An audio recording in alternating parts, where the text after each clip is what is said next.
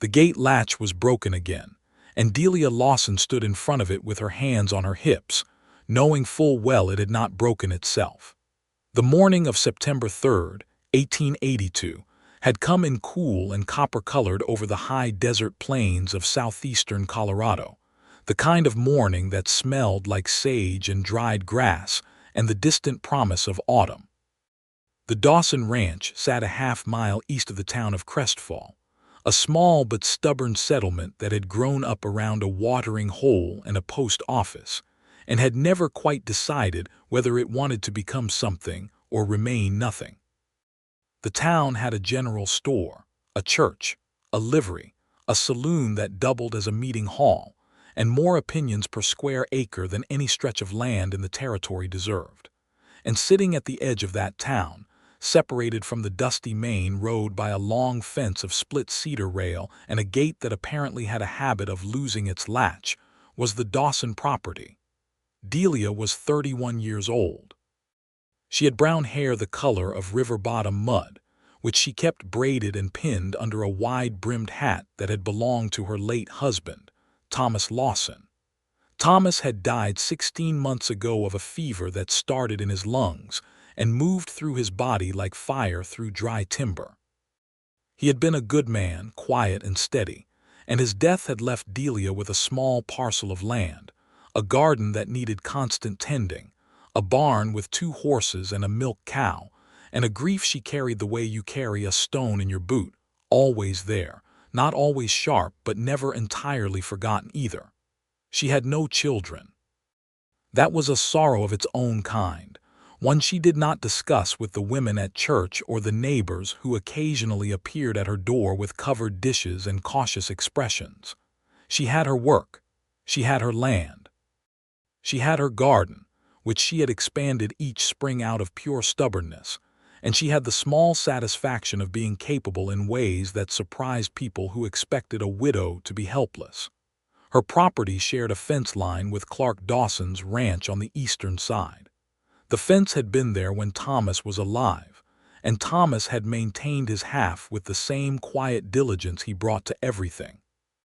When he died, Delia had simply continued maintaining it, because the fence existed and fences needed maintenance, and she was still there to do it. Clark Dawson was 34 years old, and he was the kind of man the territory produced in limited quantities, broad in the shoulders and narrow in the words he chose to spend, with dark hair that needed cutting and gray eyes that gave nothing away unless he chose to give it. He had come to the territory 8 years ago from Kansas, bought the land with money he had earned on cattle drives, and saved with a discipline that bordered on monkish, and had spent every year since building something out of the nothing that the high desert offered anyone foolish enough to try. His ranch, the Crescent Bar, ran about 400 head of cattle and had a bunkhouse where 2 ranch hands named Pete Odom and Gordo Reyes slept and argued about card games and the best way to repair saddle leather. Clark had a house that was large enough to rattle with emptiness and a barn that was the finest building in the county, which said something about where he placed his priorities. He had no wife. He had come close once, a woman in Pueblo who had changed her mind when she understood what the ranch actually meant in terms of daily life and annual income. He had not come particularly close since. His gate latch had been failing for the better part of a week. The iron fixture had developed a crack in the housing, and the pin that held the latch bar in place had begun working itself loose every other day or so. He had been meaning to fix it properly. He had been busy. The cattle needed moving to the south pasture, and one of his fence lines on the north quarter had been pushed down by something, probably elk, and Pete had strained his shoulder and Gordo had been down with a stomach complaint for 2 days, and the latch was a small thing, so it had waited. On the morning of September 3rd, Delia Lawson walked past Clark Dawson's gate on her way back from town, where she had gone to collect a package of seed catalogs she had ordered from a company in St. Louis. She stopped when she saw the gate hanging open. A ranch gate standing open was an invitation for cattle to go where they had no business going, and whatever her feelings were about Clark Dawson, which were, at that point, feelings she had not clearly identified. She was not the sort of woman to walk past a problem she could solve in 30 seconds. She set down her package, examined the latch, found the loose pin, and used a rock from the roadside to tap it back into its housing. She swung the gate closed, confirmed the latch held, picked up her package, and continued on her way home. She did not think much about it. It was a thing that needed doing, and she had done it. That was the whole of it, or so she believed. 3 days later, she passed the gate again. She was coming back from the creek with a bucket of water for the garden, taking the long way because the morning was cool and the light was beautiful, and she allowed herself small pleasures when they did not cost anything. The gate was open again. She set down the bucket. She examined the latch. The pin had worked itself out again, which told her that the housing was the actual problem. The iron was cracked along the seam, and every time the gate swung, the vibration loosened the pin a little more. A proper fix would require a new latch plate, which could be ordered from the hardware in town or made by the blacksmith. She did not have a new latch plate. She did have a length of baling wire in her apron pocket, because she always had a length of baling wire somewhere on her person, which Thomas had always found either amusing or impressive depending on his mood. She wrapped the wire around the pin housing twice, twisted it tight, replaced the pin, and swung the gate closed. The latch held. She picked up her bucket and went home. She still did not think much about it, but somewhere in the back of her mind, a thought had begun to form that was not entirely practical in nature. Clark Dawson was sitting on his porch the following afternoon when Pete Odom came around from the barn and said, "Boss, someone's been fixing your front gate." Clark looked up from the harness he was mending. "What do you mean someone's been fixing it?" "I mean there's baling wire wrapped around the pin housing and the latch is holding again," Pete said. Pete was 26, lean as a telegraph pole, with a mustache he was inordinately proud of. "Thought maybe you'd done it, but you've been out in the south pasture all day." Clark set down the harness and walked out to the gate. He stood there and looked at it. The baling wire was neat, practical, the kind of fix someone applied when they did not have the right materials but understood the problem well enough to compensate. He looked at it for a while and could not figure out who would have done it, or why, without knocking on his door and saying so. He went to town the following morning and stopped at Crestfall's Hardware, which was run by a man named Abe Trotter who knew everything about everyone's property, because he supplied all the nails that held it together. "I need a new gate latch," Clark said. "My old one's cracked." "Size," Abe said. Clark described it. Abe found one in a drawer and set it on the counter. While Clark was paying, Abe said, "You ought to thank Delia Lawson while you're at it." Clark looked up. "Why?" "She was in here 3 days ago asking me about iron latch plates. Said something about a cracked housing on a gate." Abe wrapped the new latch in a piece of brown paper. "I didn't have the size she was looking for." "Figured she was talking about your gate, since yours is the only one on that stretch of fence road." Clark paid for the latch and walked out of the hardware with the particular expression of a man who has just been presented with information he does not quite know what to do with. Delia Lawson had gone to the hardware to find a proper fix for his gate. She had not found one, so she had improvised with baling wire. She had not knocked on his door. She had not said a word to him. She had simply fixed his gate twice on her own, quietly and without expectation. He stood in the street outside the hardware for a moment, turning this information over in his mind the way you turn a stone over to see what is living underneath it. Then he walked back to his horse, tied at the post, and stood there a moment longer. He knew Delia Lawson the way you know all your neighbors when you live in a small settlement. He knew her name. He knew she was widowed. He knew she kept a garden that was famously productive, and that she had a manner about her that suggested she did not need anything from anyone, which he had always interpreted as a signal to leave well enough alone. He had spoken to her perhaps a dozen times in the years they had been neighbors. He had tipped his hat. She had nodded. They had exchanged comments about weather and fences with the polite efficiency of people who respected each other's privacy. He had not until this moment thought about her as a person who would fix his gate. He rode home with the new latch and installed it himself that afternoon, driving the screws in clean and making sure the pin was properly set. He did it with more care than he might otherwise have applied, because he was thinking about the bailing wire and what it represented, somebody noticing a problem and solving it without being asked, which was a quality he respected enormously in a horse and even more in a person. The following Sunday, at the Crestfall Community Church, a simple white-painted building that served as the social center of the settlement, Clark made a point of finding Delia after the service. She was standing near the door talking to a woman named Frances Alcott, who ran the town's small school and had the kind of persistent cheerfulness that made her useful in all social situations. Clark waited until there was a natural break in the conversation, which took longer than he expected because Frances was discussing the condition of the schoolroom roof with considerable passion, and then he stepped forward. "Mrs. Lawson," he said, "good morning." Delia turned to look at him. She had clear brown eyes and a directness in her gaze that he noticed for the first time, or perhaps noticed properly for the first time, having not previously been paying sufficient attention. "Good morning, Mr. Dawson. I wanted to thank you," he said, "for the gate."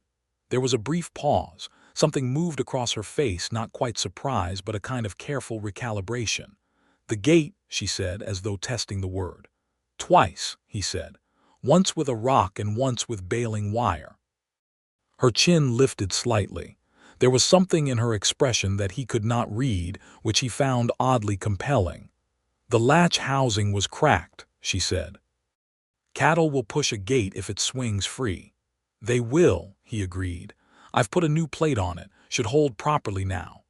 "Good," she said. Frances Alcott was watching this exchange with the quiet intensity of a woman who was already composing the story she would tell at the next quilting circle.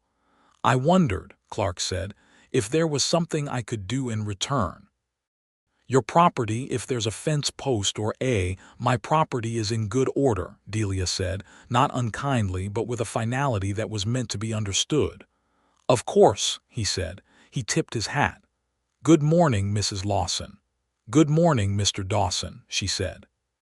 He walked away and she watched him go, and Frances Alcott said, in a tone designed to sound offhand and achieving the opposite, "Clark Dawson has very nice manners for a man who spends most of his time with cattle." Delia said, "I hadn't noticed," which was not entirely true. The week that followed was ordinary in most respects. Delia harvested the last of her summer squash, canned 6 dozen jars of tomatoes, and spent an afternoon patching the roof of her chicken coop with shingles she had cut from cedar slabs stored in her barn.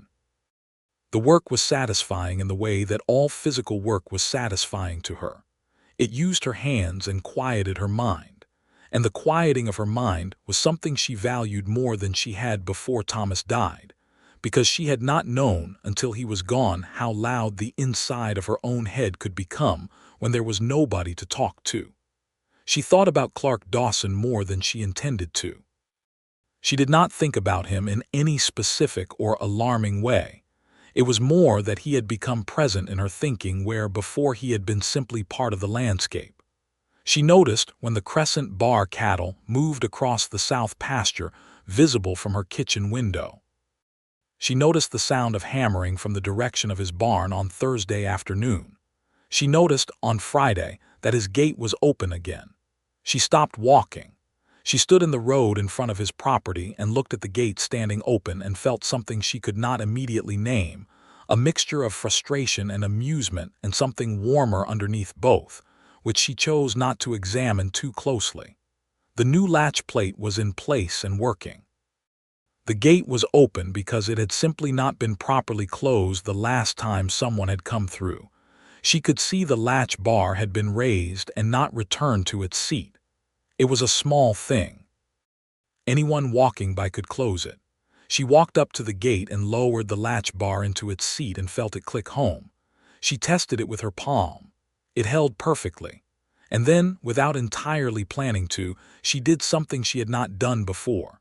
She stood there for a moment and looked toward the house, the long porch, the dark windows, the smoke just beginning to rise from the chimney, and then she turned and walked back to the road and went home.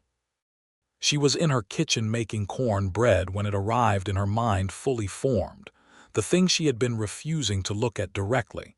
She had fixed the gate 3 times now, once because it needed doing, once because she had been thinking about him since the first time, and this third time she had done it on purpose, quietly, without needing to be noticed. And yet some part of her had stood in front of his house and looked at the smoke from his chimney and wanted something. She put the corn bread in the oven and stood at the window and looked at the far mountains and said, quietly and to no one in particular, "Well." Clark Dawson came home that evening from the south pasture to find his gate properly latched and his hired hand Pete sitting on the fence rail next to it, apparently waiting. "It was her again," Pete said. Clark got down from his horse and walked to the gate and looked at it. The latch bar was seated perfectly, which it had not been when he left, because he had gone through it in a hurry that morning and pulled it shut without checking. "How do you know?" Clark said. "Because I was mending fence down the road and I saw her come by," Pete said. "She stopped, walked up, closed it, stood there a minute looking at the house and then went on home." He paused. "Boss, I don't know what exactly you've done to make a neighbor woman fix your gate 3 times, but I think you might want to figure out what she's trying to tell you." Clark stood with his hand on the gate and looked at the house, as though he might find the answer written on the porch boards. Then he looked down the road in the direction Delia's property lay, and something happened in his chest that he had not felt in several years, a kind of pulling like a compass finding north. "I think," he said slowly, "I might need to take her something." Pete said, "That is the most sensible thing I've heard you say all week." Clark went inside and sat at his kitchen table for a longer time than he was comfortable admitting to himself. He was not a man who navigated social situations with particular grace. He understood cattle, he understood land, he understood weather and markets and the language of men who worked for wages in hard country. He did not always understand the quieter languages spoken by people who never said directly what they meant, but he thought about the gate. He thought about the first time practical, unremarkable. The second time the bailing wire, the trip to the hardware to find a proper fix, the care in a small gesture. And the third time the latch bar already working, nothing broken, nothing needed, and yet she had stopped and fixed it anyway. Had stopped and looked at his house. He thought about that for a long time. Then he stood up, went to the barn, and spent a careful hour among his stores, looking for something he could bring her that was not presumptuous and was not impersonal and was exactly right, which was the kind of problem he had not given himself in years and found unexpectedly interesting. He settled on a pound of good coffee, which he had ordered from Denver, and which was better than anything Abe Trotter stocked at the hardware, and a length of new cedar shingle that he had cut last spring and not used, which he had heard through the particular community information system of a small settlement that she had been patching her chicken coop with inferior scraps. These were practical offerings, not romantic ones, and that was exactly why he chose them. He did not want to presume anything. He wanted to acknowledge what she had done and offer something useful in return, and he wanted to do it face to face instead of through the medium of a gate. He rode over the following morning, a Tuesday, with the coffee and the shingles tied to his saddlebag. Her property was modest. The house was small and well kept, the garden enormous and obviously tended with intelligence, the barn red-painted and sound. He tied his horse at the post by her porch and knocked on the door. She answered after a moment, and there was something almost satisfying about the look on her face when she saw him, not surprise exactly, but a kind of stillness, as though she had been expecting something but not this particular shape of it. "Mr. Dawson," she said. "Mrs. Lawson," he said. He held out the coffee. "For the gate." She looked at the coffee and then back at him. "You already installed a new latch, that was sufficient." "The gate was open again on Friday evening," he said. "You closed it." A pause. "Your hired hand has loose habits."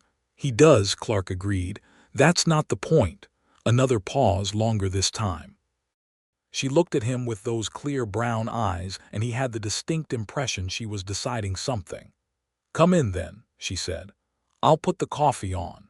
He carried the shingles around to the side of the house where she showed him the chicken coop, and they stood there together, and he looked at the patchwork on the roof, and she explained which spots still needed attention. He was aware, as they stood together in the sharp September morning air, of the ease with which she discussed the problem. No embarrassment about what needed fixing, no performance of helplessness, just straightforward information delivered with the assumption that he was competent enough to understand it. He found this enormously refreshing. She made the coffee on a cast iron stove in a kitchen that smelled like corn bread, and dried herbs hung from the ceiling in bundles. She had a pine table with 2 chairs and a window that looked east toward the mountains, and the kitchen had the particular character of a space that had been lived in alone for long enough to bear one person's imprint completely. There was a book on the table. He noted it was a volume on soil improvement and crop rotation, not a novel, and a drawing she had made in pencil on a piece of brown paper that appeared to be a plan for expanding her garden. "You're thinking about the east plot," he said, nodding at the drawing. She sat down across from him with 2 tin cups of coffee. "The soil is good there. Thomas, my husband, he kept it in hay, but I think it could bear vegetables with some work." "It could," Clark said. He had known her husband only slightly enough to say good morning, not enough to grieve particularly. "I'm sorry for your loss. I should have said so before now." "You said it at the time," she said. "You and half the county came to the house with food." "That's the custom," he said. "It's a good one," she said, in a tone that suggested she had found it both comforting and mildly overwhelming. "People mean well." "They do," he said. They drank coffee. Outside, the wind came down from the mountains and moved through the dried corn stalks in her garden with a sound like paper. "Can I ask you something?" he said. She looked at him steadily. "You can ask." "The first time you fixed the gate," he said, "was that just because it was open?" The pause that followed was deliberate. He watched her consider her answer. "Yes," she said, "the first time." He understood the implication. "And the second time?" "I had been thinking," she said carefully, "about whether a person could live too quietly." It was the most unexpected answer he could have received, and it landed in him with a weight he felt through his whole chest. He looked at her, at the brown hair coming loose from its braid, and the calm face with its small signs of something not so calm moving underneath, and said, "I think a person probably can." She looked down at her coffee. "I think so too." He rode home that morning with the particular clarity of a man who has been shown something important. He did not tell Pete. He spent the afternoon fixing a stretch of fence on the north quarter, and thought about Delia Lawson the entire time. Not impractically, but in the way you think about something you want to understand properly, turning it over, examining it in different lights. She was a widow. She was capable, private, stubborn in the particular manner of someone who had decided that needing no one was a virtue. She had a garden she was expanding out of sheer determination, and she read books about soil composition, and she had fixed his gate 3 times, and then stood in front of his house and looked at the smoke from his chimney, and she had told him she had been thinking about whether a person could live too quietly. He thought that he had been living too quietly for about 5 years. He went back the following Thursday under the pretext of helping with the chicken coop shingles. She made no pretense of not being glad to see him, which he appreciated. They worked together on the coop roof for 3 hours, during which they talked more than he had talked to anyone in recent memory.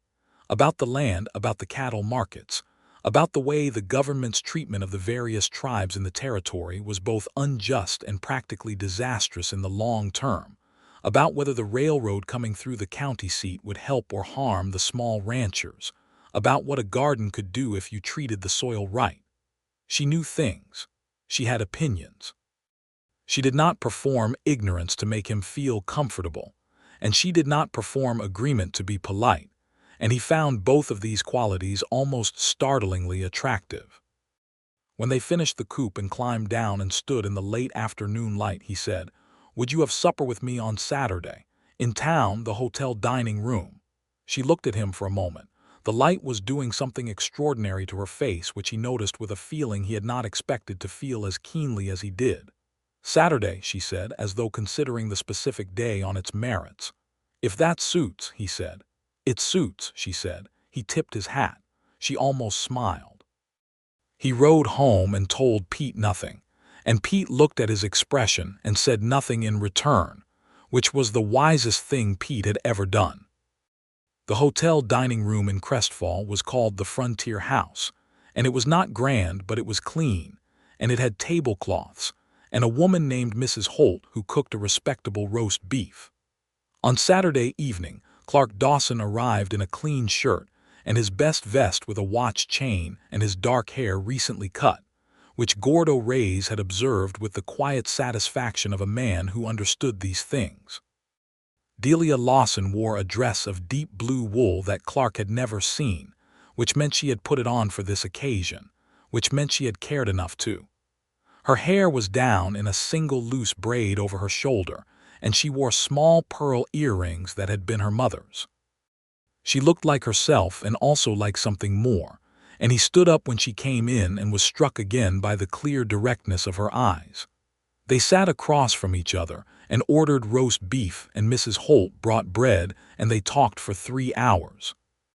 They talked the way people talk when they have been quiet for too long and have suddenly found someone worth talking to expansively, warmly, with the occasional surprise of a shared opinion on a subject neither had expected to agree on, and the equally occasional productive surprise of a disagreement that was more interesting than agreement would have been.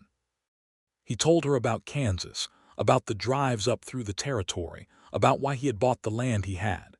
She told him about growing up in Missouri, about meeting Thomas at 17, about following him west with everything they owned in one wagon and arriving at the high desert and thinking that either they were very brave or very foolish, and the two things were probably the same. "Were you happy?" he asked. "With Thomas and the life here?" She considered this honestly. "Yes," she said.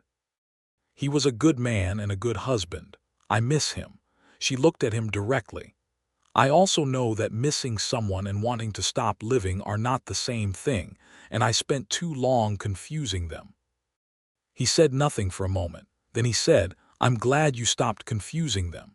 "So am I," she said. They walked back from the hotel in the cool evening air, under a sky blazing with stars in the way the high desert sky blazed when there was no cloud and no moon, and he walked her to where she had tied her horse at the post near the hotel. They stood there together in the dark for a moment. "I'd like to call on you properly," he said, "if that's acceptable to you." "I am 31 years old, Mr. Dawson," she said. "I have been married once and widowed once, and I have spent 16 months making decisions for myself, and I am not going to pretend to be uncertain about what I want simply because you've given me the option of being courted according to the formal custom." She looked up at him. "It is acceptable to me. Entirely so." He laughed, which surprised him, because it was the kind of laugh that comes from genuine delight rather than politeness. It was a sound he had not made in a while. "All right," he said. "Delia." She looked at him as though that just her name said simply was exactly the thing. "Good night, Clark," she said. He watched her ride away down the dark road and stood for a moment in the night air, feeling something that was not entirely unlike joy. The weeks that followed had a texture that Clark had not experienced in so long he had almost forgotten it was possible. He called on Delia 3 times a week, sometimes more, alternating between bringing his company to her property and receiving her at his. They fell into a rhythm that was practical and tender in equal measure. He helped with the heavy work on her land that she had been managing alone. She came to the Crescent Bar and walked the south pasture with him, talking about grasses and water rights and the particular challenges of cattle ranching in dry country, and her thinking was sharp and useful, and he told her so, which she received with the expression of someone who had thought for some time that her thinking was useful and was glad to have it confirmed. The town of Crestfall watched all of this with the combined interest of a community that had very little entertainment and a great deal of time to observe its neighbors. Francis Alcott mentioned the courtship at the quilting circle. The man at the feed store mentioned it to Pete Odom, who pretended not to have known. Even Abe Trotter at the hardware, the least romantic man in the county, noted to Clark when he came in for a bag of nails that it was a fine thing when good neighbors became something more. Clark was not a man who discussed his private affairs, but he walked with a different weight than he had before, and people who saw him regularly noticed it and chose to be glad about it. What no one saw, because it happened entirely privately, was the afternoon in October when Delia was showing him the plan she had drawn for the East Garden plot, and he reached across the table to point at something on the drawing and his hand covered hers and neither of them moved for a moment. And then she turned her hand over under his and looked at him and said, "I am not afraid of this, Clark. I want you to know that." He looked at her. Outside, the wind was picking up and the cottonwood trees along the creek were releasing their leaves in slow golden drifts. "Neither am I," he said. "Not any more." She had been afraid. She told him, after Thomas died, afraid of needing someone again, of building something with a person only to watch it unmake itself. She was also afraid, she said, of living entirely on the far side of that fear, in the cold country of self-sufficiency that never quite warmed itself. And this was the thing she had been thinking about when she fixed his gate the second time, and the third, and the reason she had stood in the road in front of his house looking at the smoke from his chimney. The smoke, he said. It meant someone was home, she said. It meant someone lit a fire in the morning and made coffee and was in there living their life. She looked down at their joined hands. "I had been standing next to Thomas's cold stove for 16 months. I was very tired of the cold." He did not speak for a moment. Then he brought her hand up and pressed his lips to her knuckles, which was the first time he had done such a thing with her, and she went very still. "The latch on your gate was not the only thing that needed fixing," he said. She laughed at this, which was the right response, a real laugh, surprised out of her, warm and genuine. "No," she said. "I suppose it wasn't." November came in with ice on the water troughs and frost on the pasture grass and the smell of wood smoke heavy in the still air. The cattle were on the south range. Clark had laid in a full winter's supply of hay and corn, and the Crescent Bar was as ready for winter as he could make it. He was sitting on his porch on a Wednesday evening watching the sunset build behind the mountains when he decided. He had been thinking about it for weeks, the thinking quiet and certain in the way that things are when they are right, without the restlessness of doubt. He thought about Delia's kitchen and her pine table and her books about soil, and the way she said his name, not Mr. Dawson any more but simply Clark, as though his name were something natural in her mouth. He thought about the East Garden plot and the chicken coop and the cold stove and the smoke from his chimney. He thought about the gate. The following Saturday, he rode to her place with no particular pretext. She was in the garden, cutting the last of the dried sunflower heads for seed, her broad-brimmed hat on and her breath making small clouds in the cold air. She turned when she heard him ride up, and the expression on her face was the one she made only for him, a quality of attention that she did not give to the general world, a warming of the eyes. He tied his horse and walked out to the garden. He stood there in the cold morning and looked at her and said, "Delia, I would like to marry you." She was holding a dried sunflower head in both hands, and she looked at him for a long moment without speaking. He waited. "You should know," she said finally, "that I come with opinions." "I have noticed," he said, "and a garden that will keep expanding whether you think it should or not." "I was counting on it," he said, "and I am not easy to manage when I believe I'm right." "You are generally right," he said. "So that seems manageable." She looked at him with the clear brown eyes that he had come to feel were the most honest eyes he had ever encountered, and he saw in them the thing she was working to contain, and not quite succeeding, a warmth so considerable that it moved across her face like light. "Yes," she said. "Clark, yes." He stepped forward, and she stepped forward, and he took her face in his cold hands and kissed her for the first time there in the frost-killed garden, with the sunflowers rustling around them. And she kissed him back with the particular warmth of a person who has been holding something carefully for a long time and is finally permitted to set it down. They were married in December of 1882 at the Crestfall Church on a Saturday afternoon, with the town's entire population in attendance because Francis Alcott had made sure of it, and because the Crestfall population found this story entirely satisfying and wanted to see its conclusion.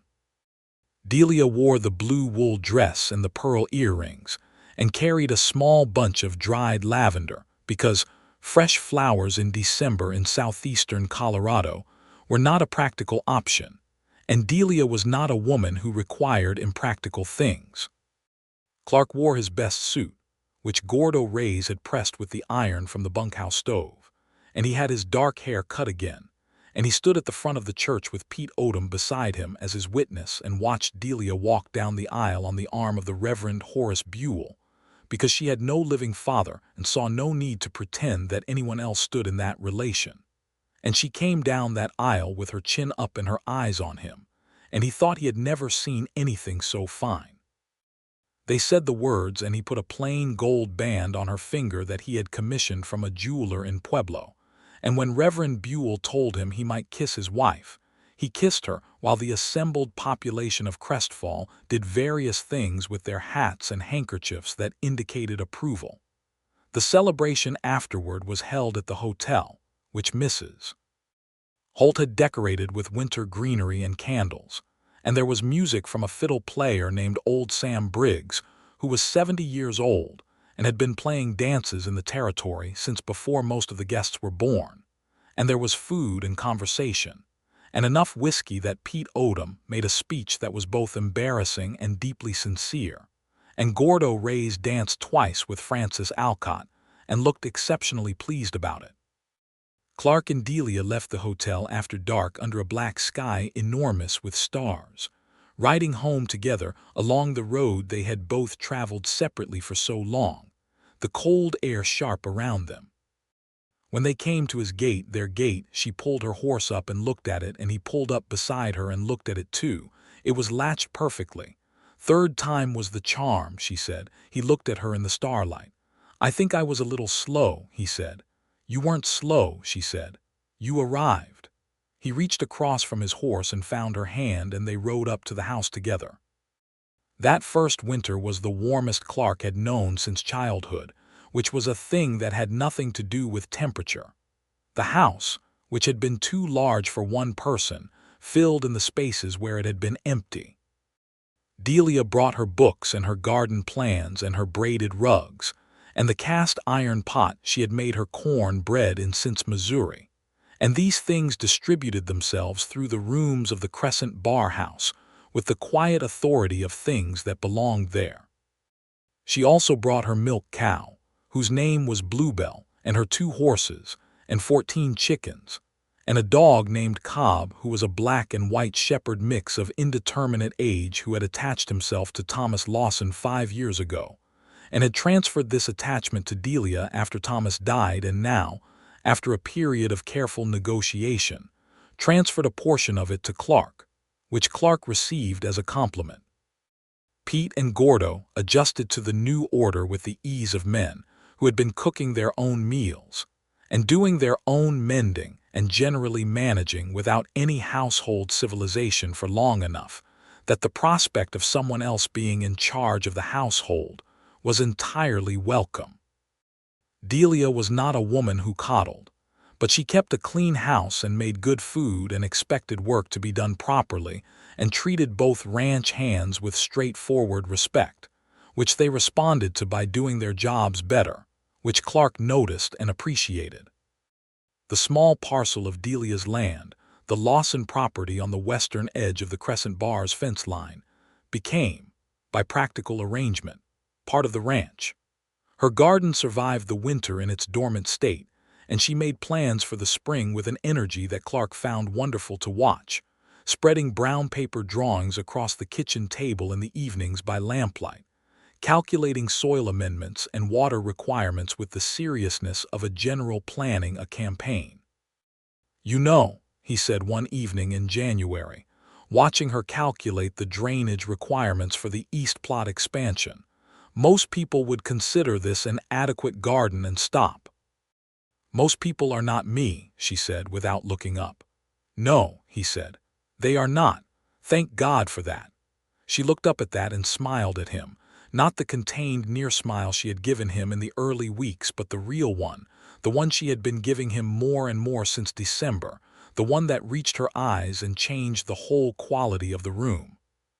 He put down the harness he was mending and came around the table and kissed her hair, and she leaned back against him briefly before returning to her calculations. Spring came to the high desert in late March with mud and new grass, and the particular violence of weather that cannot decide whether it is winter or not. And Delia began her East Garden expansion with the focused energy of a person whose plans have been waiting all winter. Clark dug where she told him to dig and argued when he thought she was wrong and was correct in his argument exactly twice, which she noted and conceded fairly, and wrong about 6 other times, which he conceded equally, because they were a household in which being wrong was not a problem as long as it was acknowledged and moved past. The town of Crestfall continued to watch them with general satisfaction. Frances Alcott had Delia to tea regularly, and through these visits Delia acquired a community she had never had, not the isolated neighbor she had been for 16 months, but a woman embedded in a network of people who knew her name and circumstances and cared about both. She served on the church's aid committee. She contributed preserves to the school's harvest fair. She and Clark rode to town together on Saturdays, which became a fixture that people arranged their mornings around because it was pleasant to see them, the way it was pleasant to see certain things that had found their right place. In May of 1883, she told Clark she was expecting a child.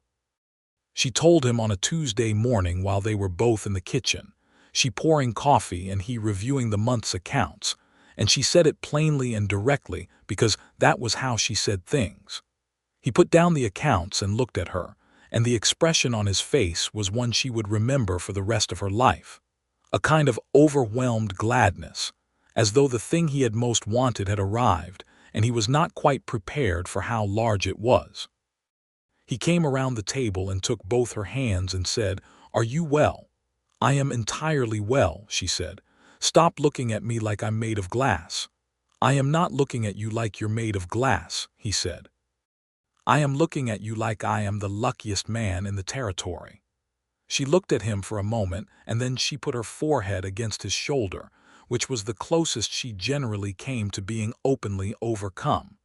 He held her carefully, the way you hold something that is also holding you. The pregnancy was unremarkable in the best sense. She remained healthy and active, and continued to work the garden through the summer with modifications, letting Clark and Gordo handle the heavier tasks, and she was entirely herself throughout, opinionated and capable and occasionally impatient, which Clark took as evidence that everything was fine.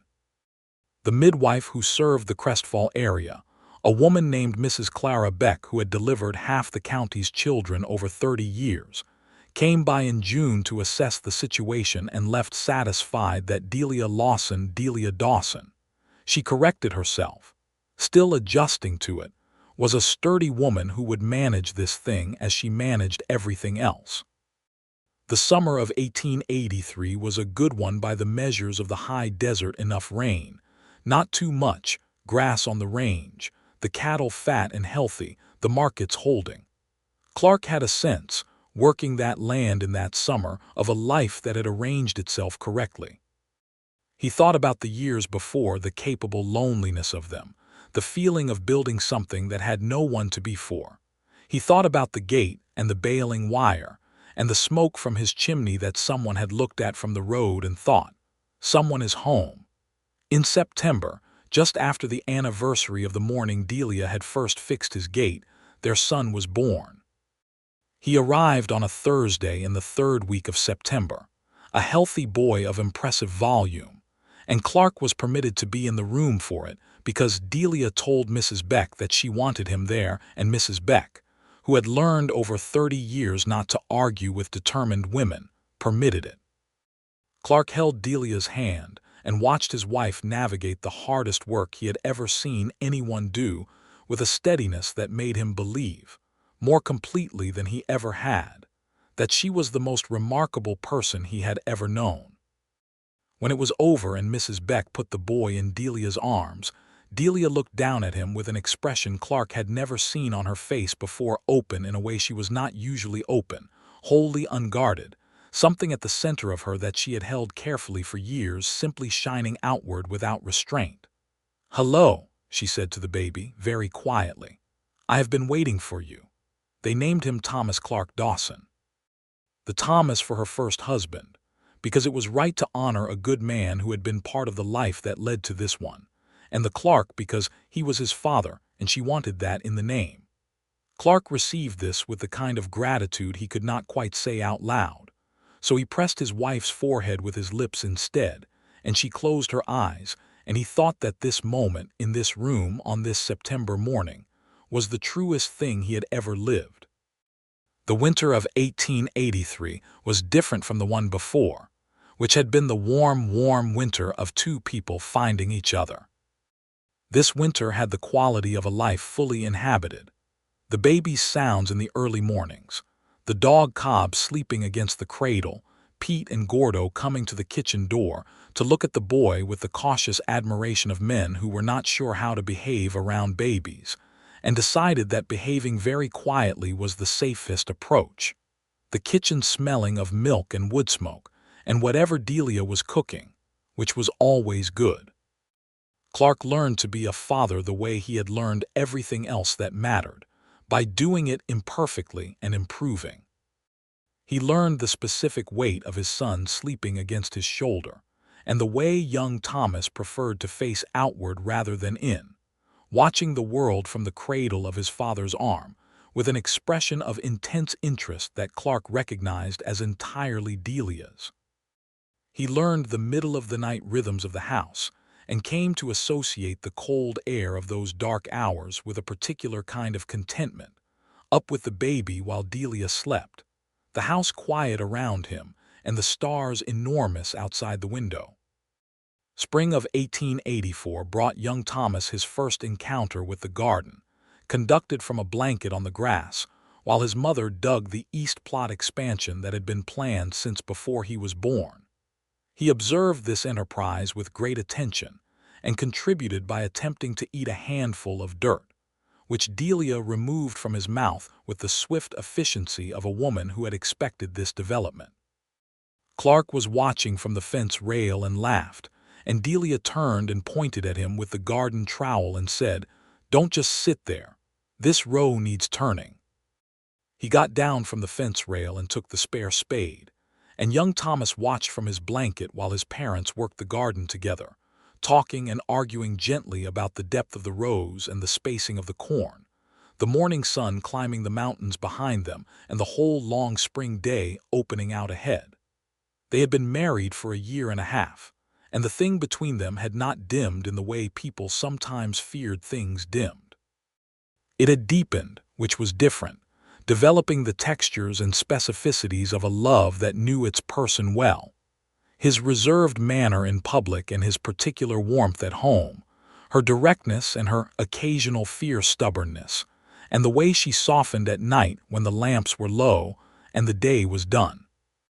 They argued about things that mattered and small things both, and they were good at it in the way that people are good at arguing when they are secure in the love that underlies it, and know the difference between fighting and disagreeing. Summer brought a period of difficulty. A drought settled over the county in July, the kind of grinding dry heat that parched the range and forced decisions about water and cattle that were genuinely difficult. Two of Clark's neighbors lost significant portions of their herds, and there was a strain through the whole community of people managing fear about their futures. Delia managed the garden through it with a creative tenacity that impressed even Clark, hauling water, constructing shade from salvaged canvas, adjusting what she planted to what would survive, saving what could be saved. The kitchen garden produced less than usual but produced nonetheless, which was Delia's essential nature, not a surplus but never a failure. The cattle, with good decisions about the range made early enough, came through the drought better than most. Clark was not unaware that some of those early decisions had been made over the kitchen table in the evenings, with Delia asking the right questions about water sources and rotation patterns, her garden-trained thinking about what land could sustain proving unexpectedly useful in thinking about cattle range. "You should have been ranching," he told her one evening in August, after a meeting with his neighbors where the information she had helped him organize had proven its value. "I am ranching," she said. "I ranched your side of the fence for most of my life, Mr. Dawson." "You fixed my gate," he said. "3 times," she said. "3 times," he agreed. He leaned across the table and kissed her, which young Thomas, now 11 months old and pulling himself upright against everything available, observed with a look of philosophical calm. The drought broke in September, and the fall was generous good rains, recovering range, the cattle back on condition, the garden yielding its autumn harvest in the sustained abundance that Delia had been building toward for 2 seasons now.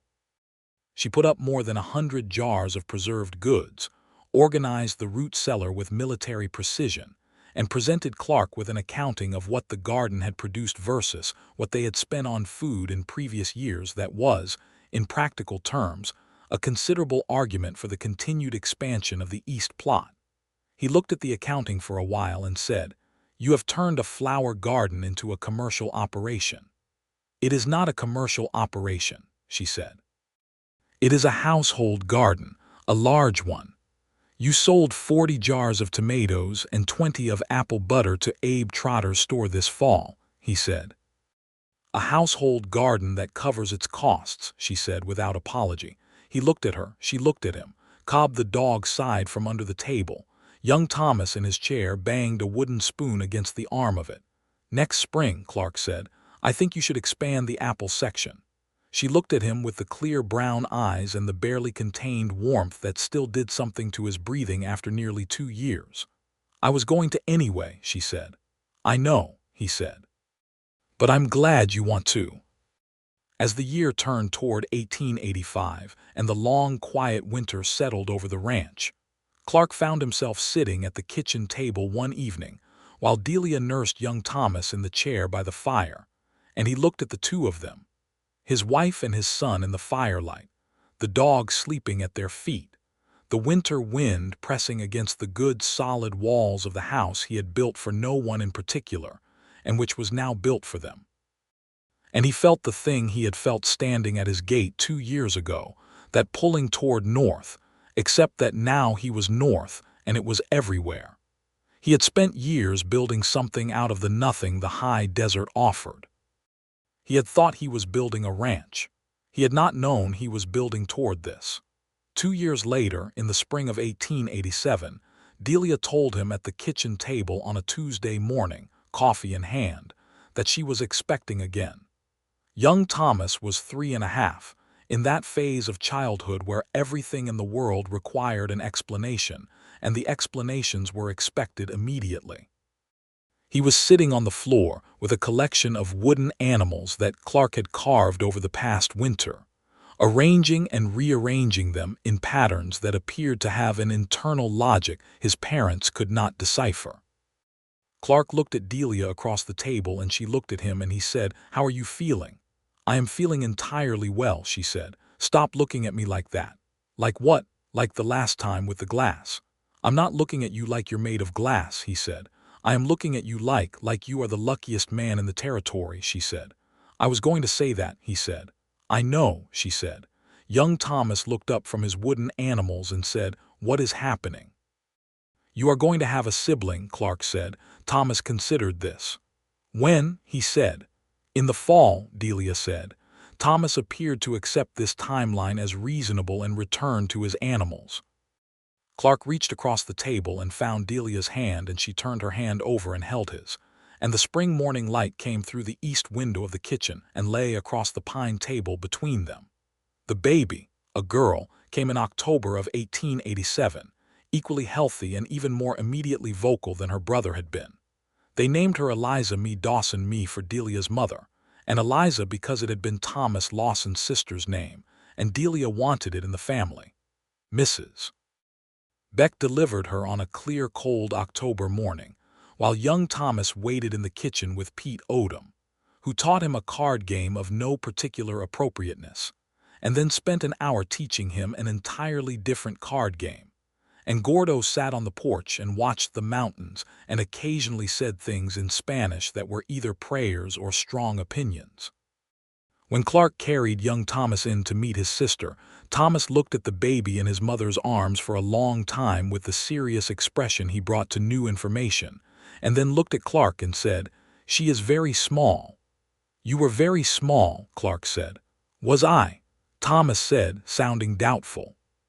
"Smaller than that," Delia said from the bed, and young Thomas looked at the baby again and seemed to reassess his own history. The family settled into its new configuration with the ease of a life that had been building toward itself. Young Thomas accepted the presence of his sister with the cautious tolerance of a 3-year-old who did not particularly want to share his parents but was willing to make adjustments.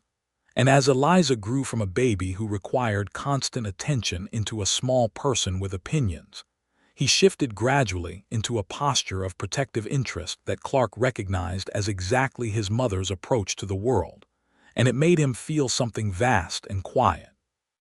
The Crescent Bar continued to grow in those years, not dramatically but steadily, the way good things grow.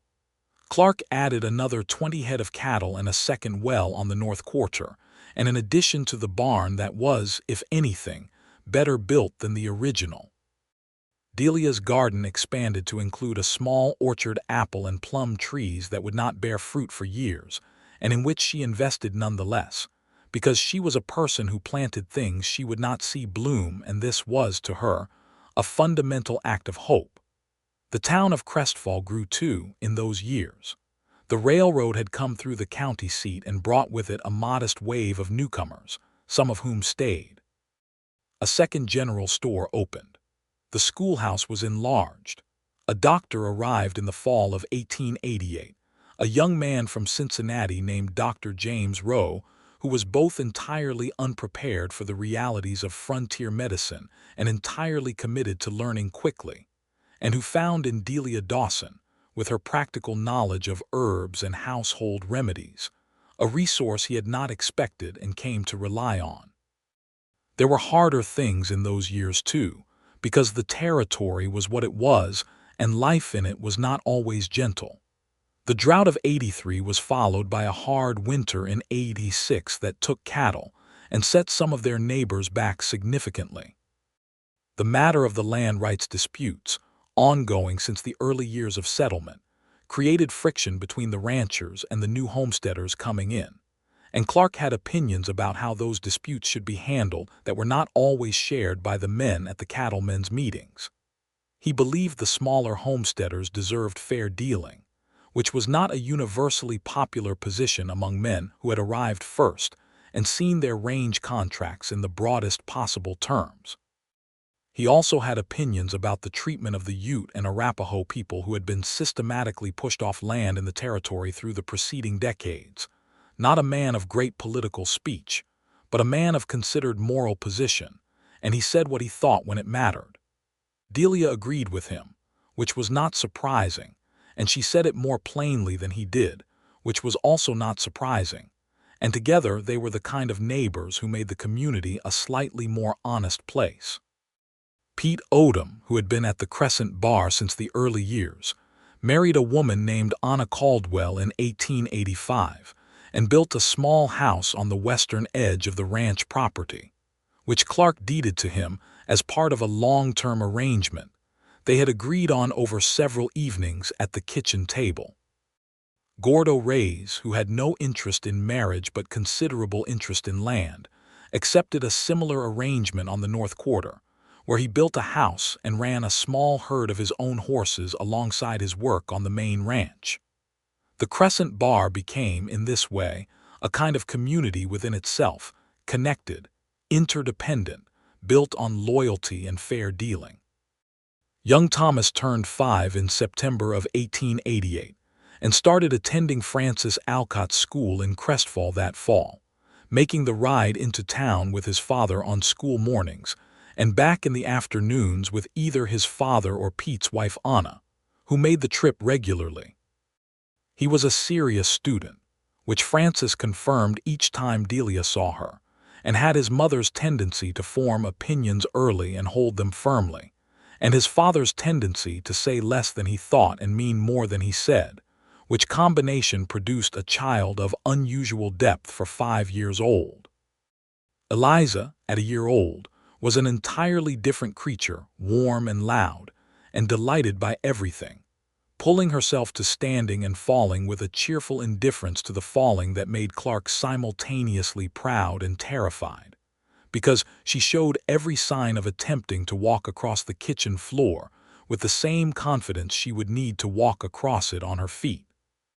On an afternoon in November of 1888, Clark was sitting on the porch in the last of the fall light, watching the cattle on the South Range and listening to Eliza's voice from inside the house. She had begun producing something that was close to words, and she applied this near language to everything with great enthusiasm, when Delia came out and sat beside him. They sat for a while in the comfortable silence of two people who had long since stopped needing to fill silence, watching the cattle and the light and the mountains going purple in the last hour of the day. "Do you remember," Delia said, "what this felt like before?" He thought about it honestly. "Quieter," he said. "And not in a good way." "No," she agreed. "Do you miss it?" he asked, which was a genuine question, not a worried one. He had learned to trust what she said. She looked at the ranch, the barn, the garden in its winter dormancy, the children's voices inside the house, the horses in the near pasture, Pete's house in the distance with its lamp already lit, the whole living arrangement of it, breathing and working and warm against the cold coming down from the mountains. "Not for a single moment," she said.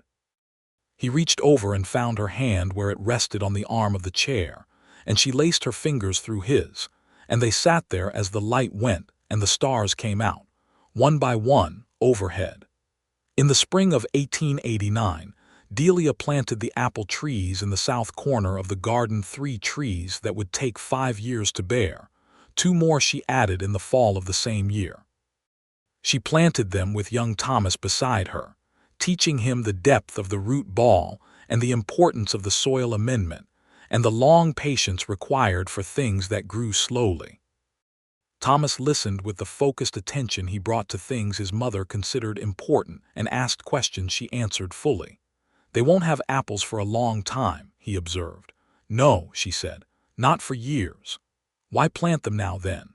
She sat back on her heels and looked at the small tree in the ground and then at her son and said, "Because we will still be here when they bear and they will be worth it, and because things worth having are always worth the waiting." Thomas considered this with his characteristic gravity. "What if we are not here when they bear? Someone else will be," she said, "and they will be glad we planted them." He appeared to find this satisfactory and went back to tamping down the soil around the root ball with his hands. Clark was at the fence, having caught the last portion of this exchange, and he did not say anything, but he had the feeling again, the vast quiet thing that had no exact name but was the sum of all of it, the gate and the baling wire and the smoke from the chimney and everything that had come after. He walked out to the garden and took the spade from where it leaned against the fence and went to work on the next hole, and Delia passed him the next tree from where it sat bald and burlapped beside her, and young Thomas sat in the dirt between them, and the spring morning spread itself out over the high desert in all directions, wide and clear and full of the quiet certainty of things that had found their right place. The apple trees grew. The years passed with the particular texture of a life that had its hardships and its ordinary days and its moments of such brightness that they became the landmarks by which you measured everything around them. Young Thomas grew into a boy of extraordinary seriousness and unexpected humor, the kind of child who, at 6 years old, delivered assessments of the world that stopped adults in the middle of what they were saying. Eliza grew into a small, determined person who had inherited her mother's stubbornness and her father's physical capability, and applied both to everything she encountered with an energy that left the entire household simultaneously exhausted and enchanted. In 1890, the territory of Colorado, which had been a state since 1876 and was growing accordingly, saw changes that reached even the high desert. New railroad lines, new towns, new pressures on the land and the people who had settled it in the years of difficulty. The Crescent Bar was, by this point, a sound and established operation, the kind of ranch that had come through enough hard years to know its own strengths, with good water and good land, and the particular advantage of having been managed by two intelligent people working together rather than one person managing alone. Clark and Delia were both in their early 40s now, their hair carrying the first threads of silver that the high desert applied with the same patient inevitability it applied to everything, not diminished but altered, the way good wood weathers to something richer. They were, to each other, more interesting than they had ever been, which they had both been told was not what happened in marriages, and which they had both decided to accept as evidence that the people who said so had been paying insufficient attention. On a September evening in 1890, on the anniversary of the morning, Delia had first stopped at his gate and fixed the latch with a rock. Clark brought her out to the porch where he had put two chairs facing the mountains, and poured them each a glass of wine he had obtained from the new general store that carried such things now.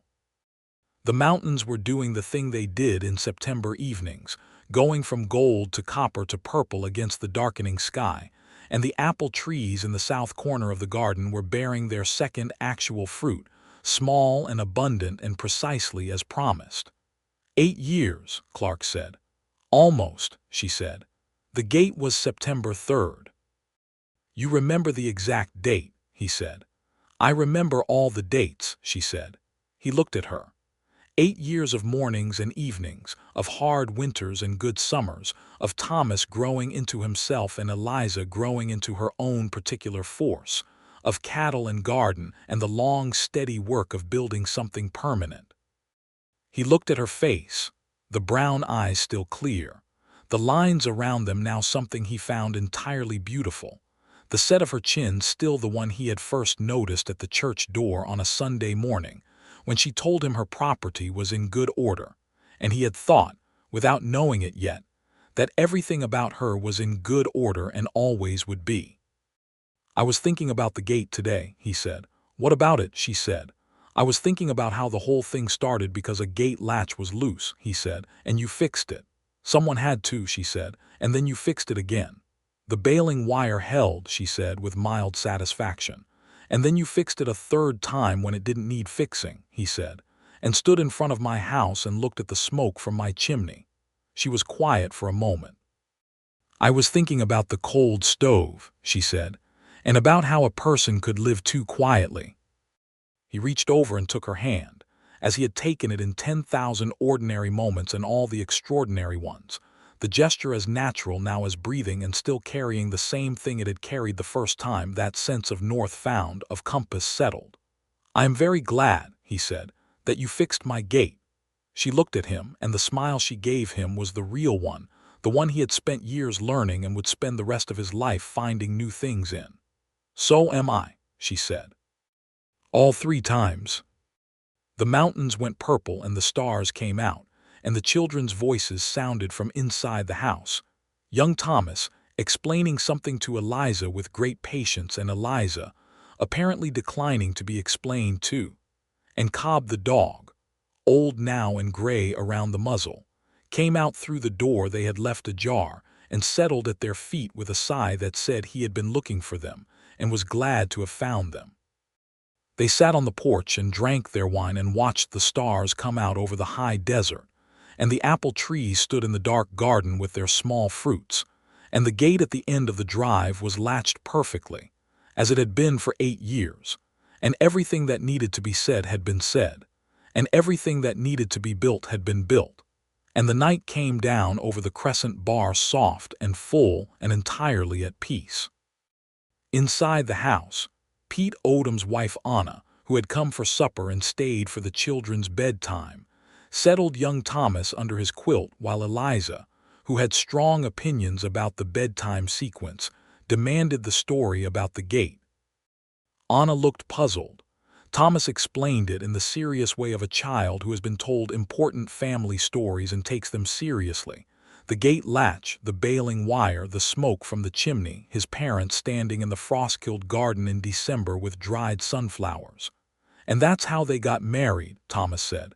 Because of a gate, Anna said. Because Mama fixed it 3 times, Thomas said. And then Papa paid attention.